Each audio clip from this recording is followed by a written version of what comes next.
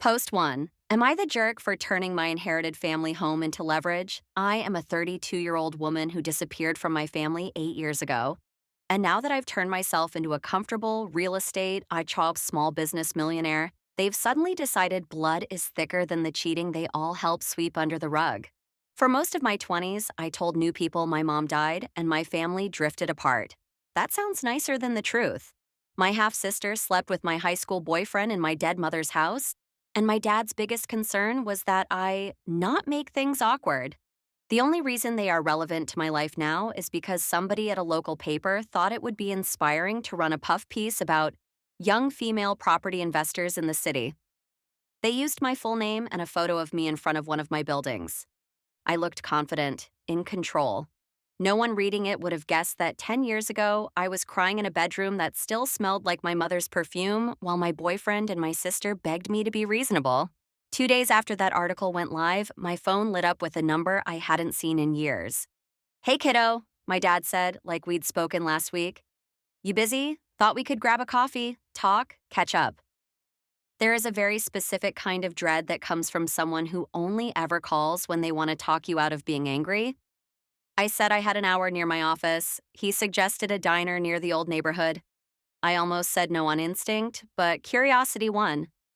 I wanted to know what finally made them remember I exist. He was already there when I walked in, same worn work jacket, hat in his hands. For a second, I felt 16 again. Then I saw how he looked at me. Quick scan from my coat to my shoes, like he was mentally converting fabric into dollar signs. And the feeling died. "You look successful," he said, smiling in a way that didn't reach his eyes. "That's kind of the point," I said. "You wanted to talk?" We did the awkward small talk. He mentioned the house once. "We've kept up the place as best we can. Your mom's garden's gone, but the bones are there."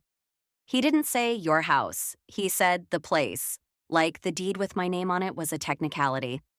And then the real reason for the meeting walked in, 10 minutes late and very pregnant. Tessa, she hasn't changed in the ways that matter. Still pretty in that soft, effortless way that made people call us beauty and brains, as if I couldn't possibly be both. Still with a too small jacket drawing attention to her bump. Still with that little wobble in her voice when she's about to ask for something she doesn't deserve. "Oh my God, Mara," she said, hands already outstretched. "You look amazing." My whole body went cold. I gave her the polite smile I use on investors I don't trust. "I didn't know this was a group thing," I said to my dad. He had the decency to look briefly guilty. "We thought it'd be good for you girls to see each other. It's been too long." Too long since what, exactly? Since I walked into my bedroom and found my boyfriend half-dressed and my sister in my t-shirt? Since Mom's perfume still hung in the hall and they were using my grief as cover for their affair? I swallowed all of that and sat down. "We've been talking," Tessa said, sitting opposite me, hands on her belly like a prop. About the past, about how messy everything got. I've been wanting to reach out for a while, but, life. Life. That was how she summarized. "I slept with your boyfriend while you were taking Mom to chemo and then cried until everyone comforted me instead of you." I said nothing. She took my silence as permission. "I saw your article," she said, smiling too wide. "Your buildings, the interview. You must be doing so well. I'm proud of you. Proud? When I saw that article, the first feeling wasn't pride, it was grief. Here I was, finally standing in the life I built out of the rubble they left me, and the first thought was, Mom didn't get to see this. Sitting in front of them now, I realized my success also made me vulnerable. A target instead of a ghost. Dad cleared his throat. "We figured, maybe it's time for the family to come back together. There's a baby on the way after all." Right on cue, Tessa ducked her head, stroking her belly. "It's Evans," she said softly, like that was a kindness instead of another twist of the knife. "We've had our ups and downs, but this little one deserves stability. Aunts, grandparents. Hearing his name was like biting on tinfoil. They had taken my boyfriend, my trust, my sense of home, and now they wanted to recast the whole thing as ups and downs. "You want me to be Aunt Mara?" I said slowly. to a baby whose parents met cheating on me while mom was dying. Mara? Dad said in that warning tone he used when I got too blunt. No one is saying what happened was right. We all made mistakes. But it's been 8 years. We were so young, Tessa jumped in. I was 17. You were at the hospital all the time, and Evan? I don't know, we just connected. It wasn't like we sat down and planned to hurt you. That line, "we just connected," was exactly what she said the night it happened. Back then, it felt like my body was on fire. Now, as an adult who negotiates contracts, all I heard was, "We did what we wanted and assumed you'd eventually get over it." I took a breath. What do you actually want? Dad and Tessa exchanged a look that was almost comically obvious. We're in a bit of a tight spot, Dad said. Evan's work's been slow. Inflation, baby stuff. The house needs some repairs, and the bills are. He trailed off expectantly. The house. The one Mom quietly left to me in her will, in my name only, with a letter folded into the envelope that said, I know you will always take care of people. I want you to have one thing that's yours, that no one else can touch. At the time, I didn't understand why she didn't give it to Dad for the family. I do now. After I walked out years ago, I told the lawyer I didn't want to throw them out on the street after Mom died. So I kept paying the property taxes, the insurance, the big repairs when something broke. I let them live there rent-free while I moved into a crappy basement and figured out how to flip one tiny inheritance condo into a portfolio. I worked double shifts, learned renovations and tenants and leverage. They stayed in that house like it was as much theirs as ever. Now they were looking at me like I was some kind of trust fund. You haven't paid a mortgage in 8 years, I said flatly. The house is paid off. Property taxes are current. I know because I pay them. What bills exactly are you struggling with? Dad flushed. Tessa's jaw tightened before she pasted on another sad smile. Groceries, utilities, baby stuff. We're not asking you to, hand us a house, she said, somehow with a straight face. Just while we get on our feet, maybe help with some of the bigger things and, I don't know, come back? Be family again? What I felt wasn't explosive rage. It was something steadier. For them, my success wasn't proof I'd healed. It was proof I was useful again. You want my money, I said, and my stability, and my presence, without ever actually acknowledging what you did or what it cost me. Dad sighed like I was being dramatic. You can't keep punishing us forever. Your mother wouldn't want this. There it was, the mom card. My chest hurt. I thought about Mom at the kitchen table, writing that letter, probably knowing exactly how my father and half-sister would behave when she wasn't there. I stood up. I have a meeting, I lied. I'll think about what I want to do. But let me be clear, I'm not here to be your ATM or your emotional babysitter. Not for you, Dad, and not for you, Tessa, no matter how many times you rub your stomach. Tessa's face crumpled. Dad shook his head and muttered something about cold and money-changing people. I walked out. Now I'm in my office staring at the line that says, Family House, Taxes and Insurance, realizing I've basically been subsidizing the people who hurt me for nearly a decade. They want back in now because they finally see what I've built. Part of me wants to sell the house tomorrow, send them formal notice, and be done. Part of me hears my mother's voice and wonders if using the one thing she left me as leverage makes me no better than them. So, am I the jerk if I stop being the quiet benefactor, start treating the house and the money like mine, and tell my dad and half-sister that if they want any kind of help from me, it will be strictly on my terms? Or not at all? Update 1. Back at work after the diner, I stared at spreadsheets for an hour without actually seeing anything. Numbers usually calm me. That afternoon, everything looked like static. I kept hearing 4 words. We just connected, okay? The first time Tessa said that, she was on the edge of my bed in a stolen t-shirt, mascara streaked, Evan behind her looking like a kid caught shoplifting. Mom had been dead 5 weeks. Sympathy cards were still on the mantle. Her coffee mug was still in the sink.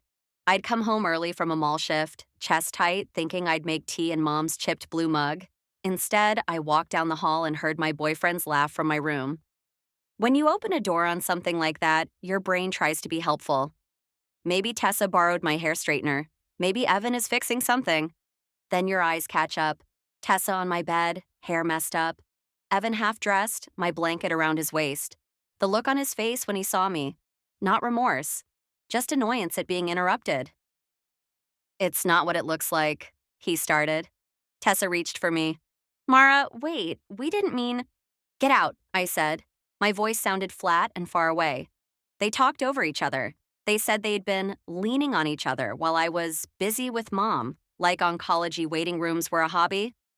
My father came running at the yelling. He took in the scene, and his first words were, Okay, okay, everyone calm down. Not what the hell is going on? Not Tessa, get out of your sister's room. Just calm down, like the real problem was me reacting. What broke me wasn't the cheating. It was watching him move toward Tessa, patting her shoulder, saying, It's okay, honey, we'll sort this out, while I stood there, shaking.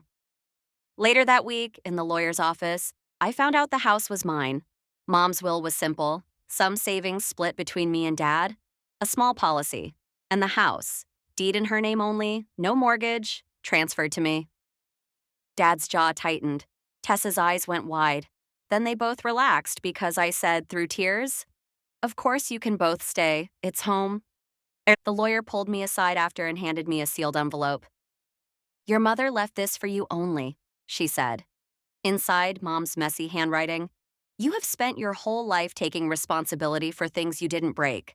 I can't stop other people from needing you, but I can try to make sure you have one thing no one else gets to take. If you want your father and sister there, that's your choice, but let it be your choice. At 18, I read that as, Mom trusts me to be the mature one. Now I read it as, she knew they would try to guilt me out of anything that was actually mine. Back in my office after the diner, I opened my property software and clicked Maple Street, family. Taxes, me. Insurance, me. Roof replacement, me. Rent, $0. If they were anyone else, they'd be ideal tenants. The difference is that my other tenants don't also expect me to fix the emotional sins they committed. My phone buzzed. Dad. Thanks for meeting today. Your sister was really hurt by how cold you were, but she's trying. Maybe we can all have dinner Sunday? Clear the air before the baby comes. Then, it'd mean a lot to me. You know I'm not getting younger. A separate text came from an unknown number. Unknown. Hey, it's Tess. I know today was a lot. I said things badly. I'm so sorry for how things went back then. I think we all made mistakes, but I miss you. Please don't let one stupid thing we did as kids ruin this baby's chance to have you. One stupid thing. 8 years of no contact reduced to that. Part of me wanted to say yes. The rest remembered the family meeting, a week after I caught them, when Dad sat us down and said, We've been through enough with your mother. I'm asking you to put this behind you for the sake of the family. Staring at me, not them. I opened a blank email instead. Subject Maple Street and boundaries. Today made it clear we're not remembering the same events the same way. I'm not going to argue about the past over coffee. What I will say is this. You've been in the house without paying rent or major costs for 8 years. That was my choice, to honor Mom. I have built my businesses from a very small inheritance and a lot of work. I am not an ATM, and my success does not erase what happened. If we are going to have any relationship, it cannot be based on guilt or entitlement. I'm willing to have one more conversation in a neutral place with just the three of us, no surprises and no extended family, about what contact, if any, looks like going forward. That is not a promise of financial help. I am not coming to a big family dinner where I get ambushed for forgiveness in front of a crowd. If that's what you're planning, count me out. I hit send. 5 minutes later, Dad replied, You're making this more complicated than it needs to be.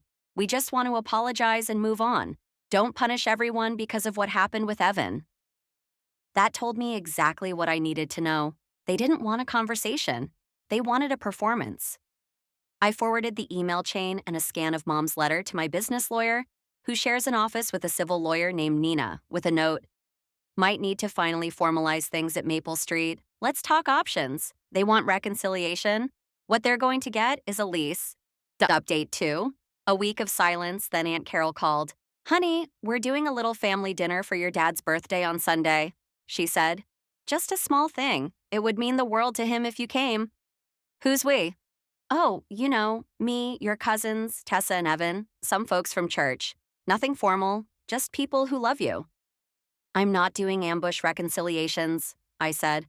I told Dad and Tessa I'd meet just the three of us, neutral place. That's it. No one is ambushing you, she said. We just thought it'd be easier if it wasn't so intense. People are tired of the drama. Be the bigger person. It's just dinner.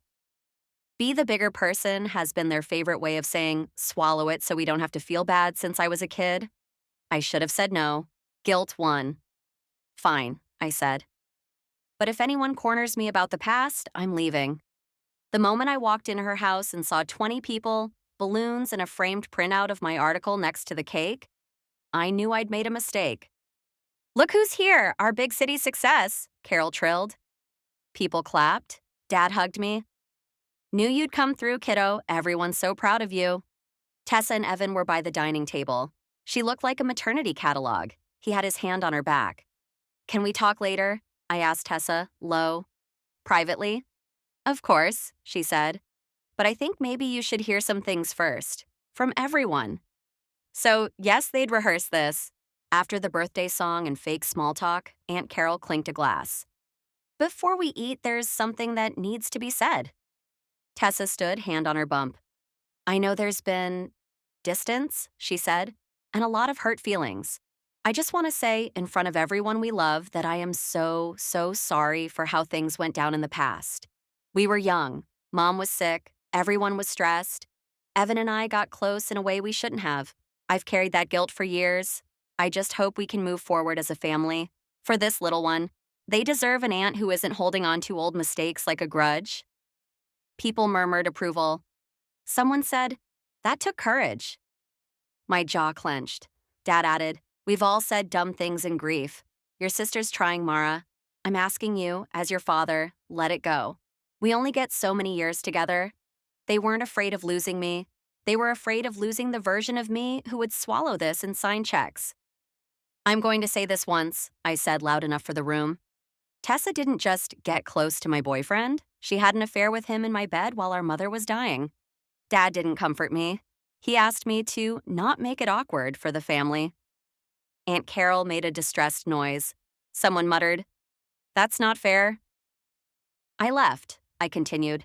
I built a life without any of you. I paid the bills on the house you all call Mom's place. And now, because there's a baby and an article with my face on it, suddenly you want a public performance of forgiveness? It's not like that, Tessa protested. I'm just trying to fix things. If you wanted to fix things, you would have apologized in private years ago, without an audience and without a bump, I said. You waited until you needed me. You don't have to drag everyone into our business, Dad snapped. You're making us look bad. There it was. I'm leaving, I said. Do not invite me to another event like this. Do not use my success as decor. If you want to talk about boundaries or the house, it will be with lawyers copied on the email. Lawyers? Aunt Carol gasped. Nina, I said. She's very good at untangling families who think they're entitled to each other's lives. I walked out, ignoring the chorus of, Mara, wait! In the car, I called my lawyer. Maple Street is leverage now, I said.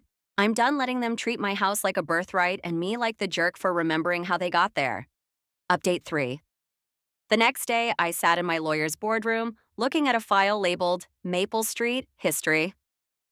Just so we're clear, my lawyer said, tapping the deed. You're the sole legal owner, no mortgage. You've paid property taxes, insurance, and major repairs for 8 years. Your father and half-sister have occupied the house without a lease or rent, correct? Yes. And they talk like it's the shared family home you're trying to weaponize, she said. Pretty much. Nina, the civil litigator, spoke up. Do they really understand you're the legal owner? They were at the will reading, I said. They heard it. I just never made them feel it. What do you actually want? She asked. Not emotionally, on paper. I want them to stop yanking me around with guilt, I said. And I want the house treated like what it is, my asset, not a hostage. Do you want them out, or are you open to them staying as tenants? The idea of evicting my 59-year-old father and pregnant half-sister made my stomach twist. But letting them live there forever for free kept me chained to them. I'm open to them staying, I said slowly, but only formally. Lease, rent, No more pretending it's theirs. Then we start with a letter, Nina said. The draft she slid over was clean and brutal. I am the sole owner. I've allowed you to occupy the property without rent. As of X date, I intend to convert this into a standard lease at fair market value. Sign and become tenants, or decline and receive notice to vacate. I feel awful, I said. Who makes their own father sign a lease? The kind of person who has been quietly paying for 8 years? Nina said. This isn't cruelty, it's boundaries. Send it, I said. They couriered the letters. Fallout took less than a day. Dad called. What the hell is this? He snapped. Some letter saying I'm just an occupant and I have to start paying rent in my own home. In my home, I corrected. He scoffed. Your mother and I worked our whole lives for that house. I bled for that mortgage. Now you, Miss Big Shot Landlord, are pretending you did this all on your own and will kick us out if we don't sign. Mom paid off the mortgage before she died, I said. You haven't paid taxes or repairs since. I have the receipts. So that's it, he said. You made some money, forgot where you came from, and now you think you're too good for us. People saw that article and ask if I'm proud. What am I supposed to say now? That my own daughter is my landlord? I'm not arguing optics, I said. You can sign the lease and stay, or not sign and we start the legal process for you to move out. Those are the options. He hung up. Later, my cousin sent a screenshot from Facebook. Tessa had posted, "It's wild how some people forget family the second they get a little money. Some of us stayed, took care of dad, kept mom's house going. Others ran off, then come back years later trying to slap leases and rent on their own father, pregnant and still getting treated like a burden." The comments were all, "You deserve better," and "God sees your heart." No one there had seen my tax bills. I felt more tired than furious. I forwarded it to Nina. She sent Tessa a short letter about deleting it and not making false public statements. The post disappeared the next day. No apology. My app chimed, "New document viewed, lease, Maple Street." For the first time since Mom died, they were being asked to treat something of mine like it was mine. Whether they signed or not, the fantasy that I was just the ungrateful daughter attacking our house was over. Update 4. The lease sat as viewed unsigned for weeks. Taxes came due again. Maple Street stayed red on my spreadsheet. In the meantime, they tried to pretend nothing had changed. Dad texted about the weather. Tessa sent a blurry ultrasound. No one mentioned the lease. The shoe dropped when they showed up at one of my buildings. I was doing a walkthrough, hard hat on, contractors around me, when I saw them in the lobby. Dad in his old jacket, Tessa in a thin cardigan, hands on her belly. How did you even know I'd be here? I asked. Your cousin, Dad said. We figured we'd catch you at work since you're too busy to see your own family. I pulled them into an empty unit. You can't show up at my job, I said. This is not Maple Street. What do you want? We can't sign that thing, Tessa blurted. We can't afford what you're asking. You know what daycare costs? Formula? We're drowning. You're asking us to choose between diapers and paying you to live in the house we grew up in. You've been living there rent-free for almost a decade, I said. On top of that, I've paid taxes and repaired your roof and furnace. You're not choosing between diapers and a surprise bill. You're choosing between finally contributing and moving. We're not saying we'll never pay anything, Dad said. But full market rent? For your own father, you're really okay with treating me like some stranger off the street? After everything I've done for you? You're not a stranger, I said. That's why this hurts. If you were, I'd have raised the rent 3 times and slept fine. But you being my father doesn't mean the mortgage fairy pays my costs. You're going to make your niece or nephew homeless, Tessa said. Do you hear yourself? No, I said. I'm giving their parents 2 options. Become responsible tenants in a safe house or find another place. You had 8 free years to plan. This isn't sudden. You're heartless, Dad muttered. Your mother would be ashamed. I'm done letting you use her to keep me in my place, I said. You have 2 weeks to sign the lease as written. If you can't afford full market rent, we can discuss a small discount. But it will still be rent, with due dates and consequences. If you don't sign, my lawyer files eviction paperwork. They left angry. A week later, the deadline hit. Still no signature. Nina sent a formal notice to vacate. They called within hours. You're really doing this, Dad said. You're really going to make us move with a baby on the way. You're really making me choose between being your unpaid safety net forever and treating this like the business arrangement it's always been, I said. Long pause. Tessa cried in the background. What if we sign? He said, but you lower it. Not to what you wrote. We can't do that. But something family. I'd already run the numbers. I'll knock it down 10% from market, I said. That's it. Not because you're entitled, but because I don't want to be the reason the kid can't eat. You sign a proper lease. You pay on time. All maintenance goes through the portal. And listen carefully. If you ambush me again, drag my name publicly, or turn family events into performances, I will not renew. You'll get a legal notice like any other tenant. That's a lot, he said. So is 8 years of free housing and pretending I didn't exist, I replied. The next day, the notification popped up. Lease signed, Maple Street. Tenant, Thomas last name. Co-occupant, Tessa last name. Seeing my father's name under tenant hurt and steadied me at the same time. For the first time since Mom died, the reality on paper matched the reality in my head. I drove by Maple Street once after that. The siding needed paint. The steps were a little crooked. There were plastic windmills in the front flower bed. I'm not proud that part of the peace I felt came from knowing I could take that roof away if they went back to their old tricks. It's leverage.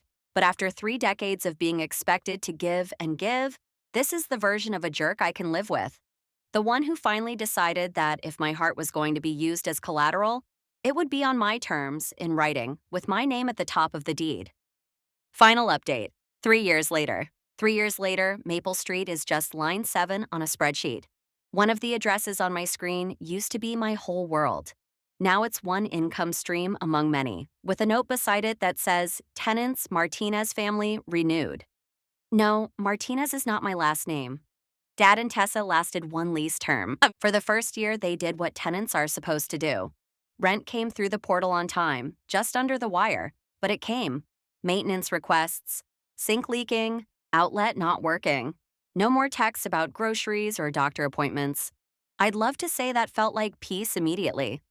At first, it felt like a strange quiet after a constant headache. About 10 months in, Aunt Carol left a voicemail about a baby shower. It's been such a tough year for your dad and Tessa with all this legal stuff. It would mean so much if you came and showed we're all still a family. The baby shouldn't suffer. She said legal stuff like I'd sued them instead of finally treating them like everyone else. I deleted the voicemail and texted my lawyer to be ready if anyone showed up at my work again. The shower happened without me. I muted half of Mom's old church circle when the photos started. Cake, balloons, captions about new beginnings, and family healing. When their 1-year lease ended, my system notified me. Tenant has given 60 days notice to vacate. No explanation. 2 weeks later, my cousin texted that Dad and Tessa had moved into a tiny rental near the highway. Your dad is telling people he couldn't stand being under his own daughter's thumb, she wrote. Also, apparently the new landlord fixes nothing.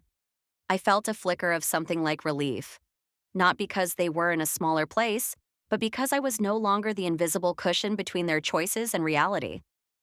They left Maple Street with the usual scuffed walls, chipped tiles, and a garbage bag of broken toys in the yard. Nothing dramatic, just years of not caring. Standing in my old bedroom with its dents and half-peeled posters, I felt more tired than angry. We repainted, fixed the steps, replanted the flower bed with shrubs instead of sentimental perennials. The Martinez family moved in. Young couple, toddler, another baby on the way. They pay on time and occasionally leave notes like, "Thanks for fixing the dryer so fast." I know more about their dryer habits than I do about whether my half-sister had a safe labor. That's something I didn't expect. How much letting go of them would also mean letting go of details I used to obsess over. I don't know if the baby is walking. I don't know if Tessa is still with Evan. I don't know if Dad's blood pressure is under control. Sometimes that ignorance feels like freedom. Sometimes it feels like failure. Here's what I do know. I own 8 doors now, a mix of small buildings and duplexes, plus one ridiculous loft conversion I bought mostly to prove to myself I could. My name is on every deed because I sign the mortgages and make the payments. My days are contractors, tenants, interest rates. It's stressful, but the stress makes sense. Cause and effect. Sam and I are still together. We bought a place that is ours. Our guest room is for friends, not relatives who want to crash indefinitely. Holidays are small. Us, maybe my brother Noah if he can get away. Sometimes a tenant who doesn't have anywhere else to go. It's quieter than mom's old Thanksgivings. Mostly, I'm grateful I can breathe. Noah and I rebuilt something. Slowly. He tried to stay in orbit around Dad for a while, then hit his own wall. I can't keep being the translator for their version of events, he told me. Either they call you themselves or they don't call at all. He still sees Dad sometimes. He sends me neutral updates. He doesn't pressure me to visit. He's done trying to be the bridge when both banks are happier on their own. The last direct contact from Tessa was a short email after they moved out. I hope you're happy now. Dad is miserable. We're stuck in a shoebox because you wanted to prove a point. I'll never forgive you for choosing money over your own family. I wrote half a dozen replies in my head and sent none of them. I forwarded it to Nina for the file and archived it. Do I think I was perfect? No. Some nights I replay that conversation in the half-finished unit. My father small and stubborn, my sister clutching her stomach like a shield. Part of me will always worry that the baby paid for their parents' mistakes, that I used a house as leverage in a way Mom never intended. But there's another part that remembers standing in that same house years earlier. Mom's mug still on the counter, Tessa and Evan in my bed, Dad asking me not to make it awkward. That part knows that if I hadn't finally said, "This is mine and these are the terms," I'd still be the unpaid emotional landlord of everyone's comfort. Instead, my responsibilities are mostly the ones I chose. Tenants, buildings, a partner who actually shares the load, a brother who finally sees me as more than the designated, bigger person. When I scroll through my property list now, Maple Street is just another address. I check the rent, approve repairs, maybe smile at a note about a kid starting preschool. Then I close the laptop and sit in a living room that smells like my candles, not someone else's expectations. Years ago, I asked if I was the jerk for wanting to turn the one thing my mother left me into leverage. I still don't know how strangers would vote, and I honestly don't care anymore. I can live with being the woman who finally stopped being grateful for crumbs and started acting like the deed with her name on it meant something. I can live with being the jerk in my father and sister's story if it means I'm no longer the victim in mine, longer the victim in mine, longer the victim in mine.